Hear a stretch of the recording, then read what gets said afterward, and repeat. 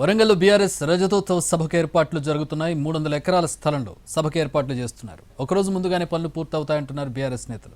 కాగా సభకు అవసరమైన భూమిని ప్రజలు స్వచ్ఛందంగా ఇచ్చారని చెబుతున్నారు. అలాగే సభకు వేలాది వాహనాలు వస్తాయని, ట్రాఫిక్ క్రమబద్ధీకరణ సేవలు అందించేందుకు 2000 మంది స్వచ్ఛందంగా ముందుకొచ్చారంటున్నారు బీఆర్ఎస్ నాయకులు.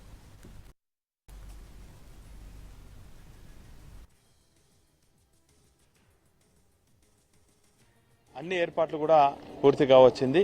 అనుకున్న సమయానికన్నా ఒక 2-3 రోజుల ముందే పూర్తి అయ్యేటట్టు మా అంచనా ఉంది. మరి ఇప్పటికే చూసినట్టయితే స్టేజ్ కానీ, బ్యారికేడ్స్ కానీ, లైటింగ్ కానీ, ఇవన్నీ కూడా పార్కింగ్ ప్లేస్ అన్ని కూడా చదునైంది. దీనికి తోడుగా మా కేసీఆర్ గారు కూడా ఎప్పటికప్పుడు పనులను పర్యవేక్షించడమే కాకుండా మరి ఆ రోజు లక్షలాదిగా వస్తున్నటువంటి జనాన్ని దృష్టిలో పెట్టుకొని, వేసవిని దృష్టిలో పెట్టుకొని వారికి తగినటువంటి ఏర్పాటు చేయాలి, చల్లటి నీళ్లు అందియాలి, చల్లటి మంచిగా అందియాలని చెప్పి మరి లక్షలాది వాటర్ బాటిల్స్ కూడా ఏర్పాటు చేయడం జరిగింది. సభ కనీవిని ఎరుగని రీతిలో మాకు అంచనాలకు దొరుకుతలేరు. అంచనాకు మించి సభ